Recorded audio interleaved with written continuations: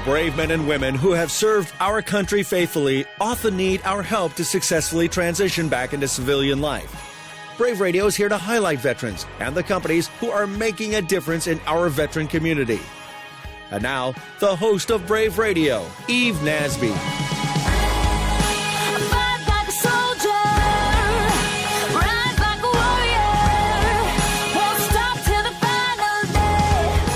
Welcome to Brave Radio, where we are focused on engaging our veterans and making a difference in our business community. I'm your host, Eve Nasby, here to highlight the best and brightest that San Diego and this nation have to offer. We have a great show planned today, so let's get started. With us in studio today, we have Easter Seals. We've got Kaz, Cynthia, and John. Welcome, you guys. Oh, you appreciate you having us. Thanks. So I've got a question for you. Easter Seals, I've known them for a really long time. I get the stamps in the mail. I stick them on my letters. How did Easter Seals evolve into helping veterans? This is not something that I have ever heard of before, so tell us that story. Well, it's actually something that's been around for a long time, Eve. Easter Seals has been associated with the veteran community for several decades.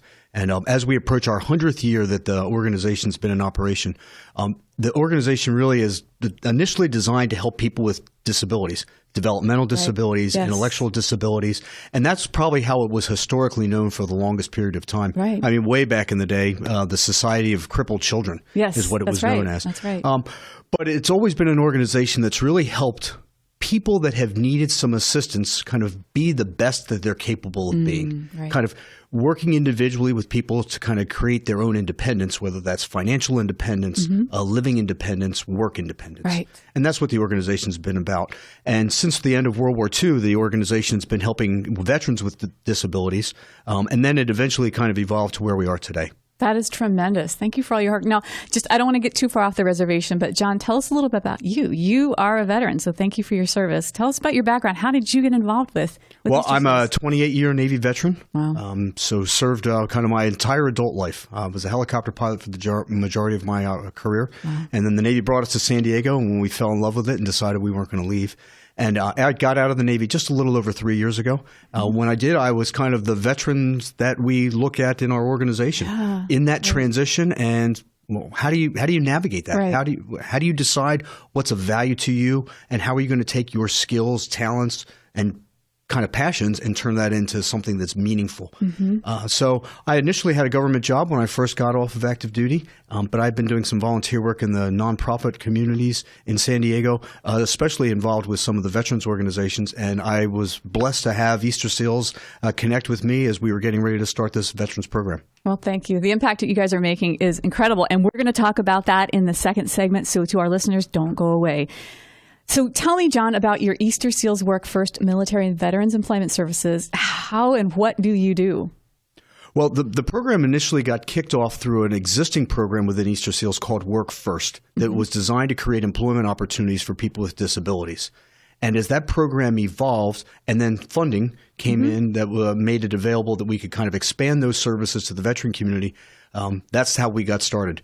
It was primarily funded initially by the Bob Hope Legacy Fund. No kidding. We have a fantastic relationship with Bob Hope and his family. He was amazing, wasn't he? Yes. All the things that he did for our veterans. Right, absolutely. And we're honored to be part of that continuing legacy, and beyond just kind of museums and art pieces and the great films that he created. Yes. But now we get to be kind of a living legacy for the Bob Hope family as we continue to extend his services to the veteran community, but now we do it with regard to employment here in Southern California. That's incredible. We would love to have them on the show sometime. So if you can bring him out. Well, absolutely. We'll talk with the family members and see if we can bring somebody on board. But so the program is specifically designed to work with veterans individually to help them kind of navigate that path as they make that transition from active duty. Some have been off active duty for a little bit longer of a period. Right. But all of the veterans, as they go through that challenge, there's a lot of uncertainty. There's intimidation, fear. The unknown, maybe the first time in their adult lives that they've had to seek an employment opportunity outside of the military. And it's daunting. Right. I think it's liberating as well, but it's also intimidating. So we try to help each veteran kind of walk through that path as we work with them individually. And we spend a lot of time on a process, what we call discovery. And that discovery is helping the veteran identify what their passions and skills, their interests are, and how that potentially can translate to an employment opportunity. Because this is not just about getting a job. right? Anybody can pull out their device and get a JOB Right. on Craigslist. They can find that if that's what they want. We want to help the veteran define what it is that they're looking for, help them define meaningful employment to them, and then help them achieve that. That's awesome. You're listening to Brave Radio here on KCBQ AM 1170, streaming live on the web at am1170theanswer.com. I'm your host, Eve Nasby, here with John Funk. You know, John, you talked about the difficulty that veterans have in transitioning. You have somebody that's been telling you what to do your entire career, and now all of a sudden you get to do it all by yourself. And that is very intimidating. And as you mentioned, there's a lot of different services here in San Diego that a veteran can go to. And you are one of the best, and that's why we're having you on the show. So thank you again for being here. How do you guys interface and interact with those other services? We have found that every veteran has needs beyond just employment. Right? And I think like most challenges in the world, there is no single solution to any particular issue that somebody's grappling with. So we have found that we partner up with a lot of the other organizations, and there are some great ones here in San Diego, because there's kind of not a single source for what really a veteran needs to kind of get through that process.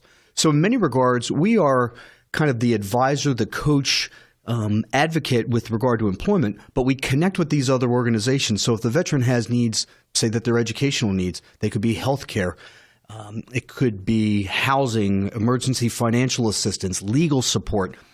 There's a multitude of really great organizations out here in San Diego, and that's who we collaborate with to make sure we all work together. And one thing that's unique, I think, about the San Diego community is I don't really feel a great sense of competition between the other organizations. That's so true, isn't it? It really, and I don't think that's just when I'm in my happy place, but I believe, and not just kind of this altruistic approach to the world, Right. but at the end of the day, the community as a whole, we want to help the veteran community and each individual veteran.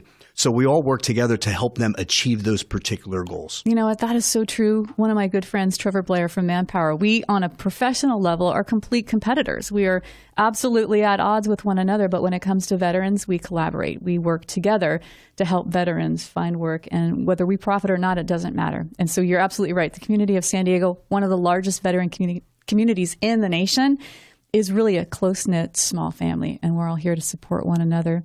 So tell me, Kaz, you're awfully quiet over there. Well, and for our listeners, this is a rare. very I'm usually not the quiet one. this is a small young man who kind of looks like Hercules. Yeah. Right? Thank you. Kaz, can you comment? Tell us about who is eligible to be a part of this program, and either one of you, can you share some stories with me of some successes you've had? Yeah, absolutely. So we predominantly deal with post 9/11 veterans. That doesn't mean that we will only work with post 9/11 veterans, but we have a demographic that we tend to lean towards because, well, that's what's common in our area going on right now. Basically, we get in contact with these people. It's all, as John was saying, we're all one-on-one. A misconception is because we're Easter seals, we deal with persons with disabilities. Right. And that's not the case. We'll work with any veteran. Does not matter where they're at in life or where they're at in what stage they are in their own personal transition. So predominantly, since we are in San Diego, and you got to understand we have so many military bases around here, that the stock, if you will, of people transitioning out or in their first stages of life after transition is so readily available around here that any veteran, it doesn't matter. We've dealt with post 9/11 veterans. I've personally dealt with Desert Storm veterans. We've even gotten in contact with Vietnam era veterans. Really? Correct. So that's great. If there's a veteran out there and they're just seeking assistance or seeking someone to talk to so that they can find their own way to get to where they're trying to get to, then we'll certainly help them out the best we can. That's awesome. Thank you so much. Cynthia, you've got a story to tell. I can just tell. I can see it in your eyes. Can you share with us a success story? Actually, yes, I can, Eve. Just recently, I had an opportunity to help an individual that you'll be hearing about later on, Carin. Our friend Carin right here in the studio. Right here in the studio, yes. She's an amazing young lady who I actually got connected with through 211, through you, and then back to me. And she was a person who had so much opportunity out there, so much going for her, yet she moved here to San Diego to help veterans, if you can believe that. She wanted to get back to the veteran community. Well, I'm happy to say now that through her transition, she has a full-time job. And not only is she went into the interview, and they interviewed her for one position, and she did such an amazing job. They created a special position just for her based on her skill set. That is so awesome. Yeah, that is awesome. She's and we're going to hear more details about that in our next segment. And if I may even just add one more thing that makes us a little unique is we do help. Let's say, for instance, the veteran themselves are disabled to the extent that they're unable to work. We'll work with their domestic partner or their spouse the same way we would work with the veteran themselves in order to help them obtain a meaningful, I don't want to say job, but meaningful employment for them or whatever their goal is. And not only that, but we will work with anyone who has other than honorable or and above on a discharge rating. So they have an OTH, general, or an honorable discharge will help them out. And let's say, for instance, they do have something other than that, a bad conduct discharge or even a dishonorable. We're not going to turn them away. We'll just help them find the resources to help them in their particular ones. Perfect. Okay, guys, we are running short on time. For all of our listeners out there, 2 things. John, can you tell us how, if we've got companies and people out there that want to support you, how can they get a hold of you? And also, if you've got veterans out there that are listening right now that need help, or if you have a friend that is a veteran that needs help, how do they get a hold of you? The easiest way would be to go to our website at easterseals.com/Southern California. So easterseals.com, SoCal, that's the best way to find us. And if you are kind of out and about in the military circles, whether that's through 211, Courage to Call, or an organization called 0800, we provide some employment support services for those organizations as well that refer individuals to us. So that's probably one of the best ways. And then employers should feel free to reach out to us directly.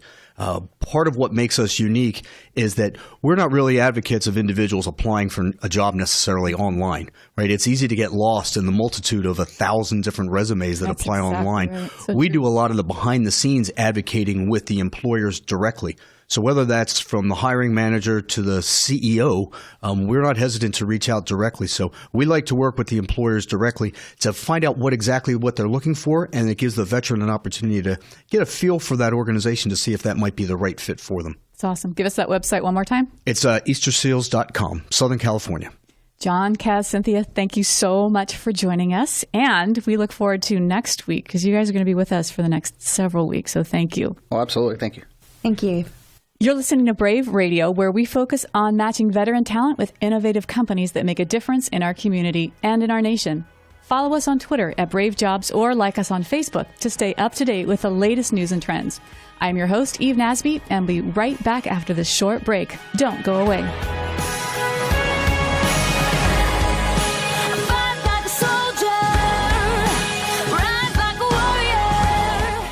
Tired of your employees being late? There was so much traffic. Tired of poor excuses and poor presentations? My kid ate my homework. Tired of employees just not being able to handle the pressure? You mean I gotta work a full 8 hours today? Skip the hassles and excuses and hire individuals that are trained in leadership, confident in their abilities, adaptable to change, and focused on teamwork. Hire a veteran. More than just a patriotic gesture, hiring a veteran of the United States military comes with a host of benefits and tax credits and can provide your company with valuable leadership, organization, and accountability. Allow the Brave to help your progressive business connect with qualified veteran candidates today and find out more by visiting thebrave.us. That's THEBRAVE.US.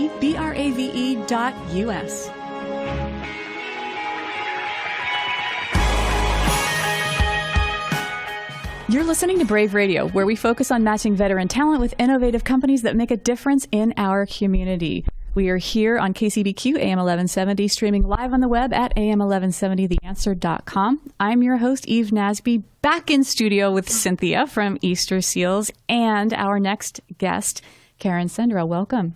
Hi, thank you, Eve. Thank you for having me. Carin, I am really excited right now because in September, do you know it's been that long? No. September. Okay, so I got a phone call for our listeners. 211 is a service here in San Diego that you can call for anything, for information. And Carin called and was apparently pretty persistent about wanting employment. So they connected her with me here at Brave, where we help veterans find great companies. And I was shocked, Carin, when I was listening to your story on the phone. You called, you're a United States Air Force veteran, you have a master's degree, you're working on your PhD, you were interning at Senator Anderson's office, and you were having a difficult time trying to meet ends meet and borderline homeless. And so as I sat there and listened to your story, I was absolutely stunned.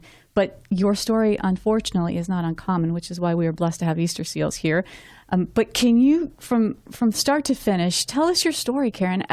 Why did you join the military? What was your experience getting out, all that? Tell us that. Take us through that. Sure. So I'm from the state of Texas, and we're a very patriotic state. Mm-hmm. I have a long lineage of military in my family. My grandmother was actually in the Marine Corps. So that goes back quite a way. She was one of the first combat females enlisted. So it was kind of just a respect to continue. Funny stories. I actually wanted to go into the Marine Corps. My grandmother talked me out of it. She just kind of convinced me that the Air Force way may be more accommodating for what I was looking for. Okay. My dad also served. He was in Vietnam. He was 1st Air Cavalry. My grandfather was in the Korean War. Wow. So I just have a lot of respect for it. Yes. Like a lot of veterans, I'm sure the 9/11 events is kind of what pushed people over the edge to want to serve. Right. And I can definitely say that was a big inspiration for why. Yes. I'm in the particular career field that I chose as well, as I wanted to be in the action the best that I could, and I definitely wanted to serve. Fearless rebel from the state of Texas. I was willing to go, lock, stock, and barrel. So that was kind of the reasoning behind why I went in. Once I got out, I did some Department of Defense contracting work, which I think is very common for a lot of veterans when they get transition out. Like John was mentioning earlier, kind of transitioning into the government sector, going into that line of work just feels like the natural progression from what your skill sets were. Right. The problem with that is it's not consistent employment. Mm-hmm. It's contracts. So you may get 3 months downrange, you may get 6 months, but then you have all these pockets of time where you're not working. Right. So you really just have to be pretty frugal with what you do bring in and just kind of cross your fingers and hope that something else is going to line up. Mm-hmm. Challenge became harder and harder around 2010, so probably a good 5 years ago, when those contracts just weren't showing up. Right.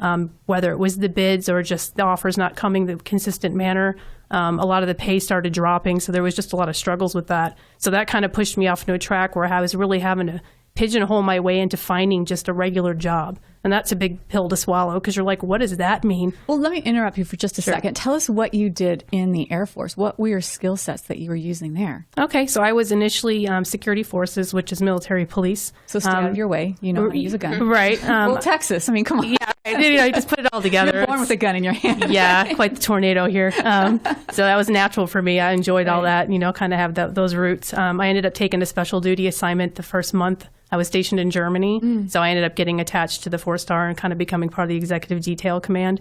The cool thing about that, it was a lot of exposure to everyone and very, very, highbrow and political. I mean, everyone you can think of that's as high as it gets would come through that hub. So it was a lot of good networking and just kind of to really find out what kind of character do you have because you're dealing with that level of stress and being in the spotlight. So I did that. I did DoD security training deployments when I got out with various companies. So a lot of that was just training the third country nationals on how to protect and serve. Basically, the reverse of what I did as an active duty, teach them how to take care of themselves out there. So anything from the weapons to just security detail.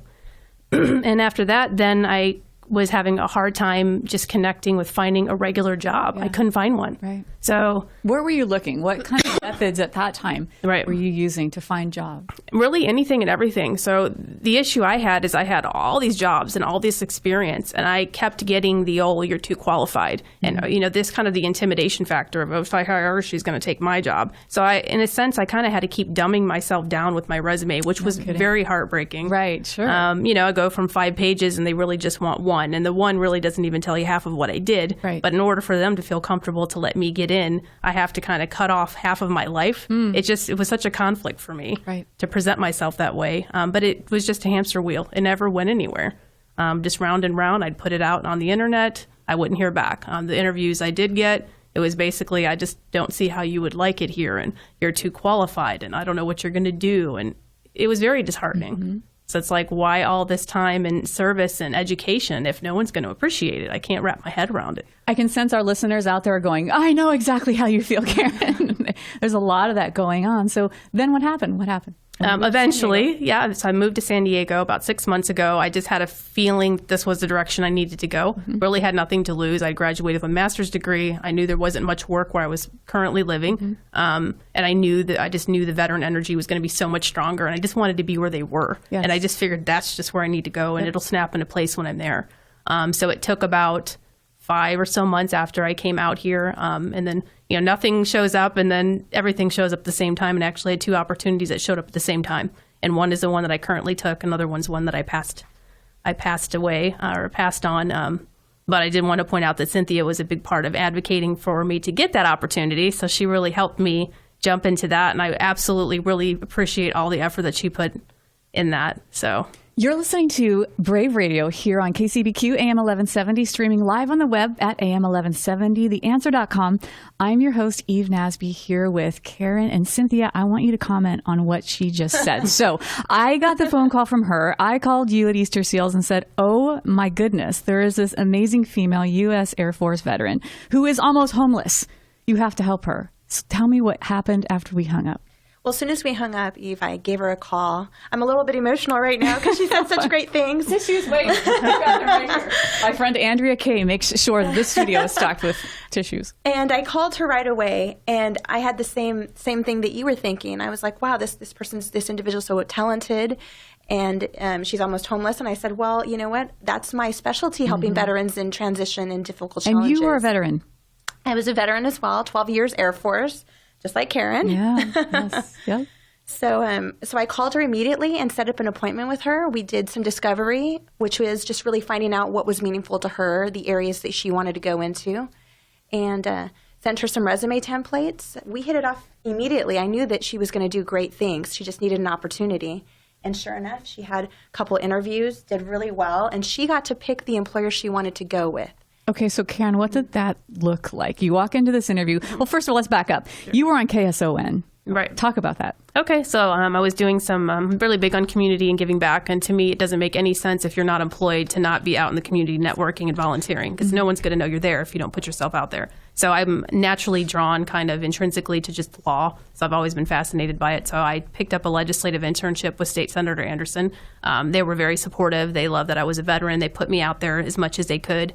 The marketing director really liked me and my character, so she's like, I'm going to put you on KSON, Employment After Deployment Show. So I was like, what is that? I'm from Texas. I should know this, but I don't know what that is. But it sounds fun. Right. So I went, and it was great. They're super supportive. It's Tammy and John's morning show, and basically I just told my story in a mini version, not as much detail as this story got. Right. And, immediately I was getting responses via email and phone calls just on, just basically what I shared and my level of interest. And one of the employers that I'm currently with actually right now did reach out to me because his sister, it's a family company, and his sister heard me on the radio because she listens to that radio. And she heard me and she ran to the office and told her brother about it, who's the president, and said, you need to talk to this girl and we need to get her in here. And, that was great. Okay, so here is the lesson for our listeners. Everybody out there, if you have a job, your company is probably hiring for some position, whether it's receptionist or finance or engineering.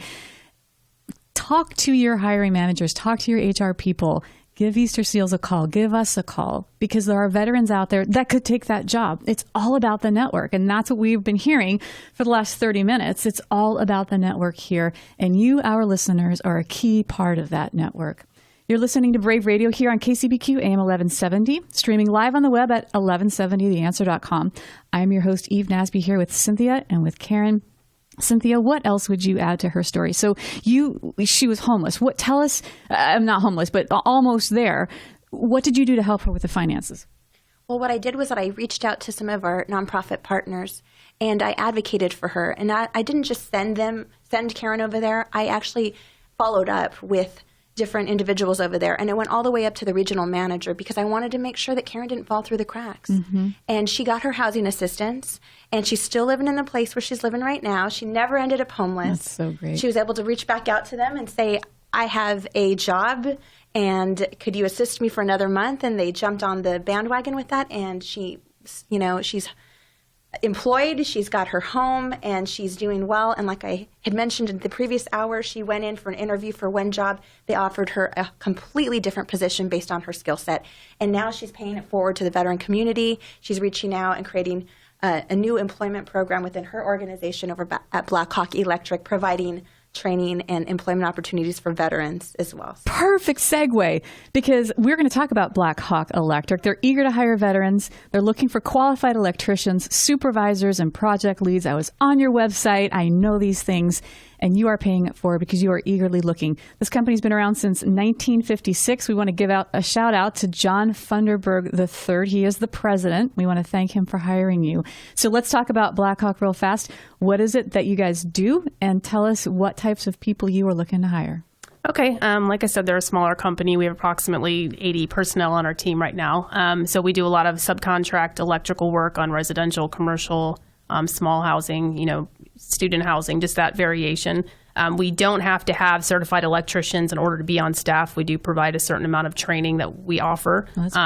Part of the little segue onto that is, now that I'm there, of course, I'm going to bolster veterans. Like, where are the veterans at? Right. The first thing I did was find out how many veterans we had on staff, and I think we have about 3 or 4 of them. So I thought, okay, well, we're going to see if we can't triple that number, because I just know the skill sets and the qualities of the leadership training and just the character of veterans, and who better to transition to a team lead position from service than veterans themselves. Right. So I'm hoping to kind of get that up and running. It's been talked about. They're definitely supportive and open to the ideas. So I'm just kind of branching off right now and getting it going and planting the seed and hoping to see some more of my brothers and sisters soon enough. All right, Carin, I believe you. And we're going to hold your feet to the fire, because in the next few weeks, we're going to track how many veterans you're hiring. Okay, we're going to call you. So our listeners out there, if you are looking for a position, or if you know somebody who's looking for a position as an electrician, a supervisor, a project lead, call Carin. What's your number? What's your website? How do they get a hold of you? Okay, you can go to blackhawkelectricinc.com, and all the main numbers on there, and you can just connect over. My name's Carin. I'm the team development manager, and I'd be happy to just hear any recommendations you may have. And veterans, definitely reach out. I'll do everything that I can to help you. And if you missed it, you can contact me, and you can give us a tweet at Brave Jobs, where I'm going to give you actually the website for Blackhawk Electric again, www.blackhawk, just like it sounds, electricinc.com, and their phone number is 760-690-8527. The number again, 760-690-8527. You're listening to Brave Radio, where we focus on matching veteran talent with innovative companies that make a difference in our community and in our nation. Follow us on Twitter at Brave Jobs, or like us on Facebook to stay up to date with the latest news and trends. I'm your host, Eve Nasby, and we'll be right back after this short break. Don't go away.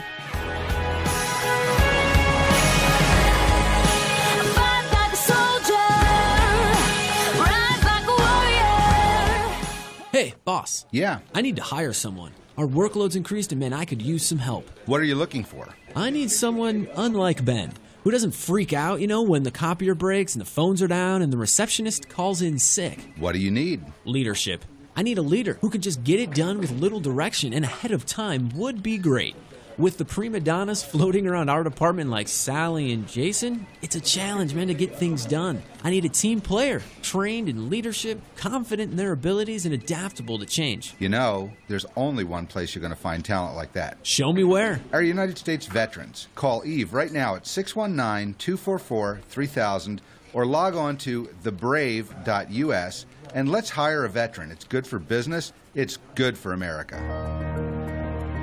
Brave is a part of America's largest service-disabled veteran-owned business, Amerit Consulting. We are dedicated to placing great companies with great veterans. Call today.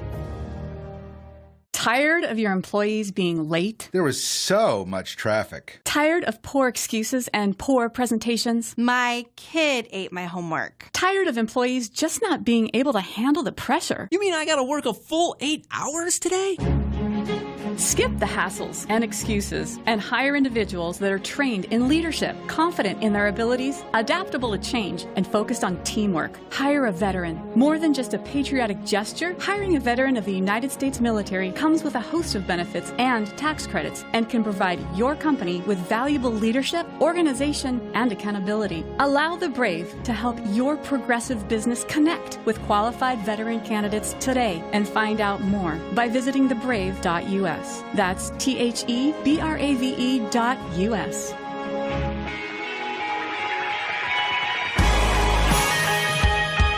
Welcome back from the break. You're listening to Brave Radio, where we focus on matching veteran talent with innovative companies that make a difference in our community and in our nation. Follow us on Twitter at Brave Jobs or like us on Facebook to stay up with the latest news and trends. I'm your host, Eve Nasby, and I'm here with some of the best and brightest that San Diego has to offer, Matt Brogdon. Matt, welcome to the show. Hey, thank you, Eve. I appreciate you having me on this You're morning. welcome. You're amazing. Okay, and part of that amazingness is your educational background. Can you talk about being in 2 academies, not just one? Most of us aren't even smart enough to get into one. I just needed extra work. Yeah, I think that's it. So I actually went to college for a year before I went to the Air Force Academy, and my experience was good. I was doing well in school, but there was something missing. A funny story, my dad made a bet with me about continuing to pay for my college tuition. If I applied to the academy and got in, I needed to go. But if I didn't get in, he would pay for the rest of my college education. At the time, I was on work study. Okay. And I got in. I'm not sure at the time. I was a little overwhelmed by that. But then I never looked back. Yeah, while I was there, I got accepted into an exchange program every fall of a graduating class's junior year. They send a certain number of cadets or midshipmen to the other academies as an exchange, much like a foreign exchange. Okay. And I was trying to go to West Point at the time. My best friend from high school was at West Point, and it changed my life. Really? And I spent a semester there, came back, spent another year at the academy, graduated in blue, and I was commissioned in green in 1994. Wow, that's awesome. What was your major? Would you focus? I was an English major, so as I continue to break the rules on everything you're supposed to do, I went into the Army from an Air Force Academy, and then I graduated with an English major from an engineering school.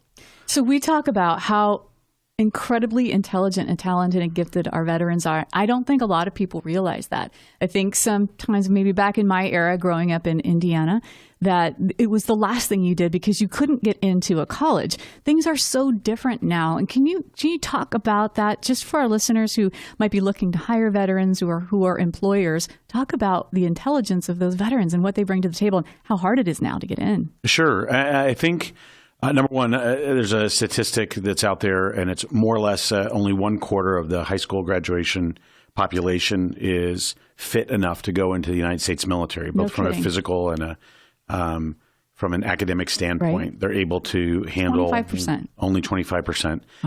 It's a national security issue. But the fact is, when you have those numbers and you have those folks that have gone into the service, you're dealing with an exceptional group of young men and women. Yes.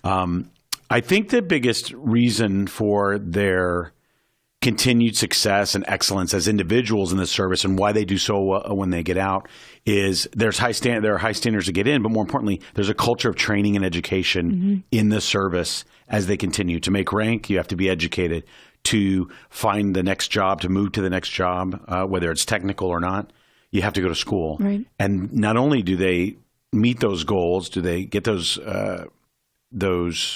certifications, if you will, to continue to move up, but they look for that when they get out too. You know, we have 25,000 veterans that transition out of the military into the civilian world every year here in San Diego. And so I know that some of our listeners out there are doing exactly that. They're transitioning and they love stories. So tell us your story. What went wrong when you transitioned and what advice do you have?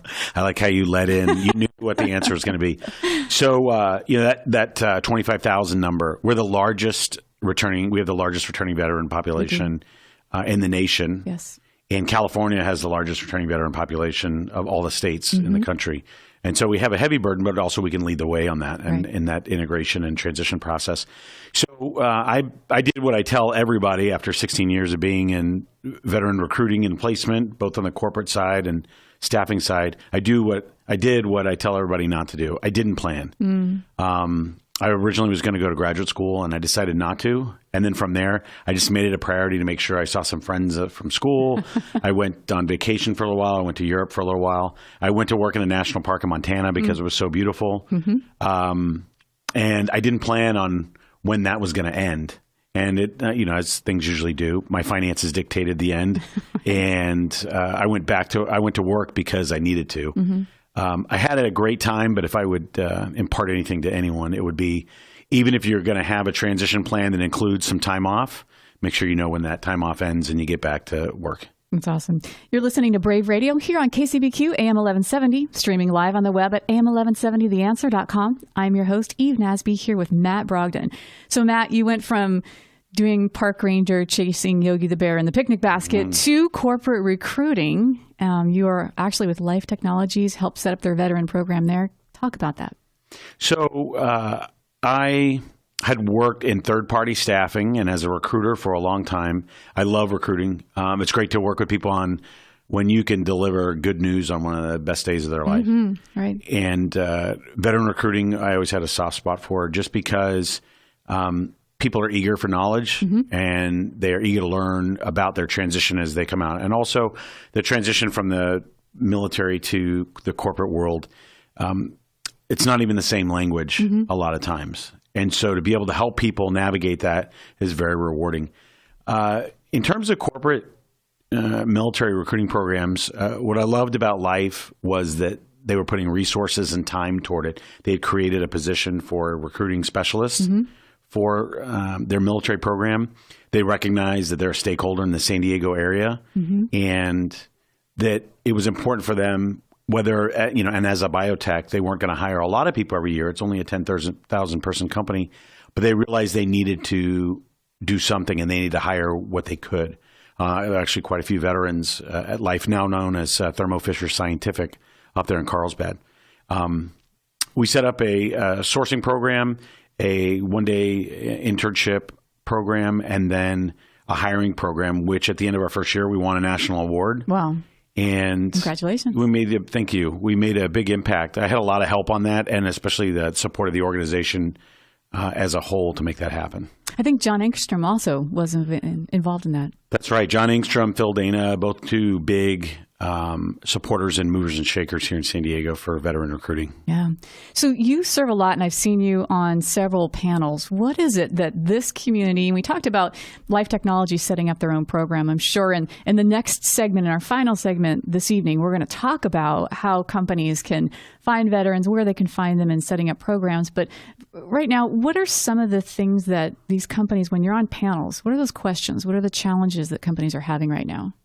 So there's a lot of information out there, and quite honestly, it can be really confusing if you don't know anything, if you haven't recruited in the veteran space. And I mean not just individuals, but also recruiting organizations and companies as a whole. Right. There are a lot of veterans in companies, especially a lot more than we think, unless we start to ask those questions. Right. But people aren't necessarily sure where they need to start. So I think that's the hardest part for everyone. Where do you start? And that all goes to, who do you want to hire? So what jobs are you trying to fill? And I think that's the linchpin right there. Number one, trying to profile positions. Right. We need to hire people. What are those jobs we would look for in the veteran community? And more importantly, what are those transferable skills in the veteran community or in the transitioning military community that we need to look for in order to interview effectively for those positions? So give us an example of that. So you've got position X, make something up, and then tell me what am I looking for in that veteran resume? Because I'm ignorant. I don't know. I'm a corporate recruiter. I'm a civilian, never been in the military, don't know how to look at this stuff. So give us an example. So, and that's a great question. So there are two halves to this.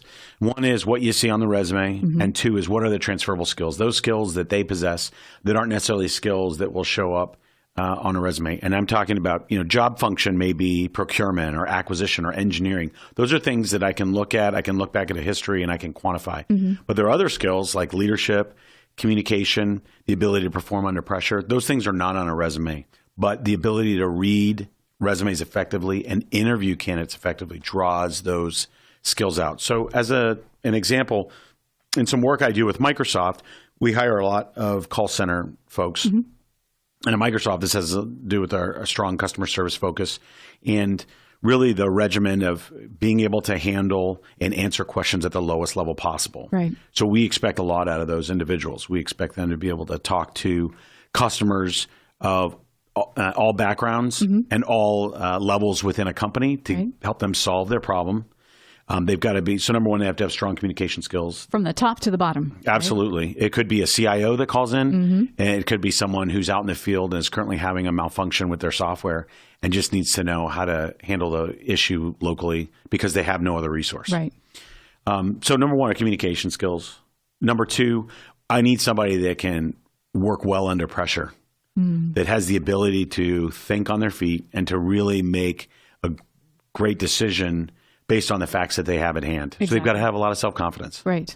And lastly, I want somebody that owns the work, right? So someone who takes responsibility for their action. They may make the wrong decision. They may recommend the wrong course of action, but that's okay. They know from their background, their experience in the military, they have the confidence to learn from that and to continue to move forward. A great example of this might be an operations specialist in the Navy, someone who's on the bridge of a ship who is helping maintain and work with all of the senior officers on the ship for aircraft operations or driving the ship, and are able to relay communications. They've got to make a lot of decisions and get information from point A to point B very quickly. It's a skill set that dovetails nicely, but it is certainly not the only skill set. In fact, I would gather the majority of veterans would be able to do call center work very well just with their basic skill set. And here's the challenge. You come from a military background. You are a recruiter. You can look at a resume. You know exactly what you're talking about, and translating those skills. The challenge is we've got companies out there, hiring managers, business owners who need great talent, but they don't know what they're looking at when they look at that veteran resume. We have a deficit. Right now, we've got lots of positions out there. We've got the talent pool is shrinking, and we need to find another pool. And the military pool is a big pool to fish in, but nobody knows what they're looking at. So when we come back from this next segment, we're going to talk about what we're doing together to help companies identify that. You're listening to Brave Radio, where we focus on matching veteran talent with innovative companies that make a difference in our community and in our nation. Follow us on Twitter at Brave Jobs or like us on Facebook to stay up to date with the latest news and trends. I'm your host, Eve Nasby, and we'll be right back after this short break. Don't go away.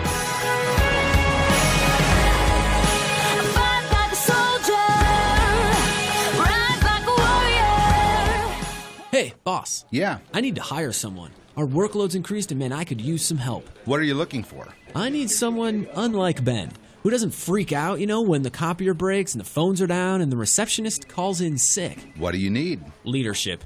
I need a leader who can just get it done with little direction and ahead of time would be great. With the prima donnas floating around our department like Sally and Jason, it's a challenge, man, to get things done. I need a team player, trained in leadership, confident in their abilities, and adaptable to change. There's only one place you're going to find talent like that. Show me where. Our United States veterans. Call Eve right now at 619-244-3000 or log on to thebrave.us and let's hire a veteran. It's good for business. It's good for America. Brave is a part of America's largest service-disabled veteran-owned business, Merit Consulting. We are dedicated to placing great companies with great veterans. Call today.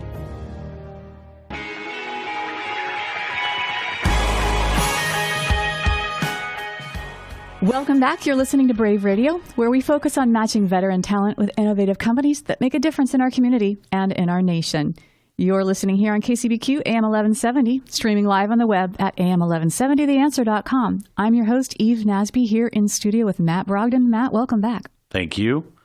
When we last left the break, we were talking about how companies right here in San Diego, in the heart of the military community, have thousands of veterans from which to choose to help them fill the positions they have, but they honestly just don't know what they're looking at. So as we go back to that, Matt, can you talk to us about some of the services that we're putting together through our Brave Jobs program that will help educate the talent acquisition managers, the recruiters, and then the higher level folks in the C-suite about how to go about developing a veteran program from soup to nuts, really? Sure. Well, the centerpiece of our program is the Brave Certified Veteran Recruiter Program, which is the CVR for short. And what we're focusing on doing is, for lack of a better word or to use an overused metaphor, we're going to teach people how to fish. We want to make sure we're going to be much more effective helping companies find military talent than if we try to find and advise every single company on how to do it every time they're looking. So the CVR program is built around a 3-level approach. We want to train recruiters on how to source, screen, and qualify military veterans and transitioning military candidates directly into companies and help them fill those open requisitions that are multiplying every day here in San Diego. Right.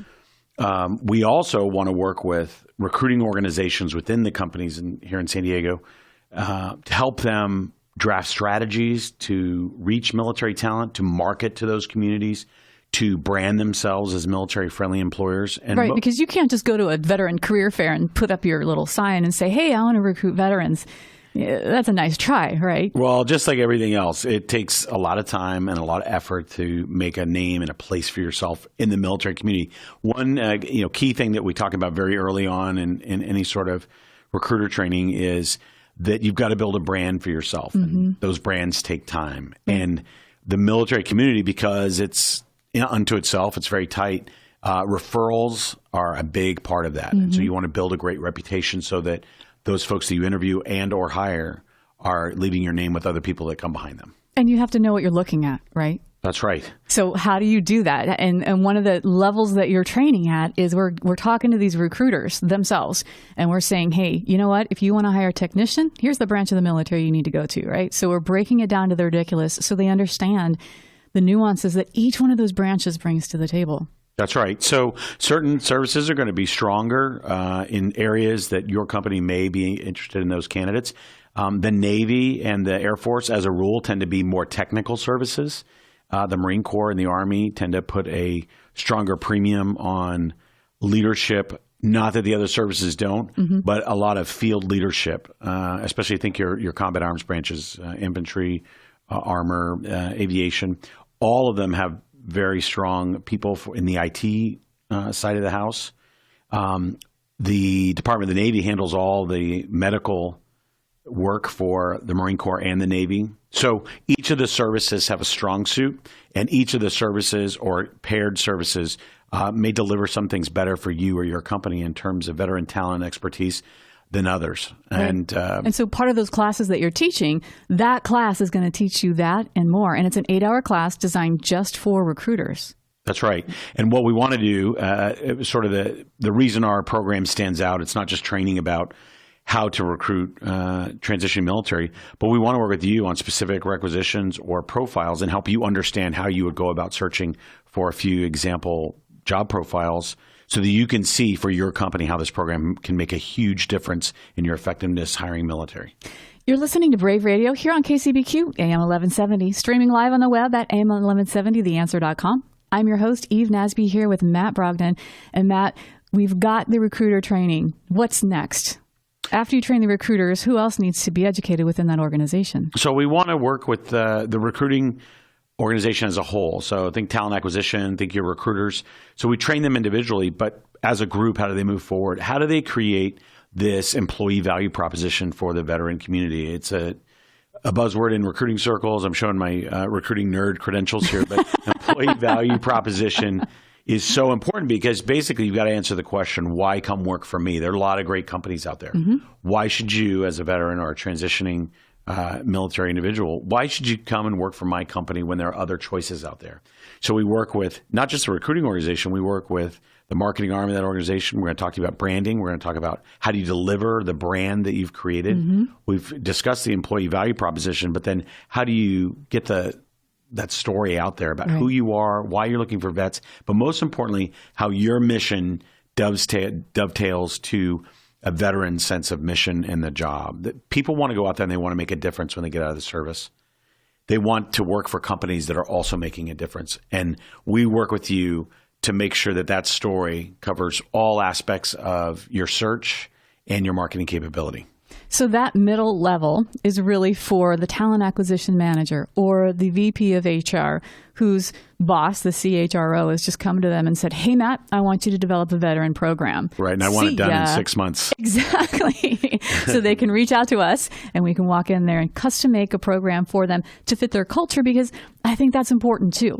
Life Technologies has a different culture than CareFusion, than Qualcomm, and each one of those three companies has a program in place, but it is completely different because the cultures are different. So that's another sensitivity you come in with as you educate and train is let's make something that actually works for your culture. That's right. The employee value proposition is all about what makes you different and makes you special. And we don't want your message to resonate with all veterans. That would be impossible. Those folks that are interested in law enforcement may not necessarily see a home for themselves in biotech. But we want to help you attract the best veterans who are a great fit for biotech if that's your business and that's your industry. Right. So the message matches your mission, your industry, and where you fit into that industry and who you're looking for that's going to help you basically accomplish the mission you set out for yourself as a company. Exactly. And in the few minutes that we have left, Matt, there is that highest level. So you've got a business owner, you've got a CEO who says, you know what, I want to do something. I want to hire veterans. Tell me about that type of conversation you will be having with them. So I've used that word earlier that I think is pretty powerful, and it's stakeholder. It are those companies, much like Thermo Fisher Scientific and Life Technologies, the folks like CareFusion and BD, Qualcomm here in San Diego, people that view themselves as stakeholders in the community and say, the DoD space, the United States military, they're as much a part of the community as we are. And we see ourselves as an integral part of helping veterans transition as an institution, as an enterprise, as a company. Mm-hmm. So under our program, under the Certified Veteran Recruiter Program and the BRAVE program, what we want to work is to make an entire company focused on and effective in recruiting and retaining veterans. Mm-hmm. We've talked a lot about individual recruiter training. We've talked about developing your marketing and recruiting capability as a function to really market and attract those people. But what makes them stay, mm-hmm. and how you gain a reputation as a leader in San Diego for someone who not just hires veterans, but keeps them as well. And there's a definite strategy there for veteran retention.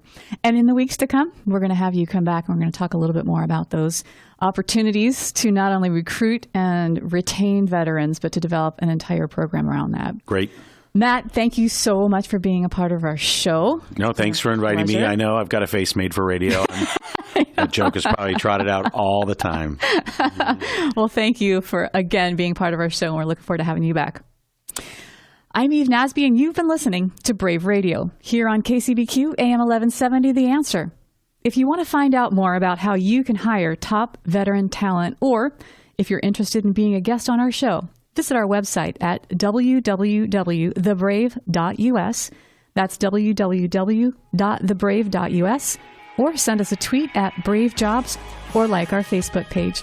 From all of our guests and me, thanks for joining us. And until next Monday, God bless America.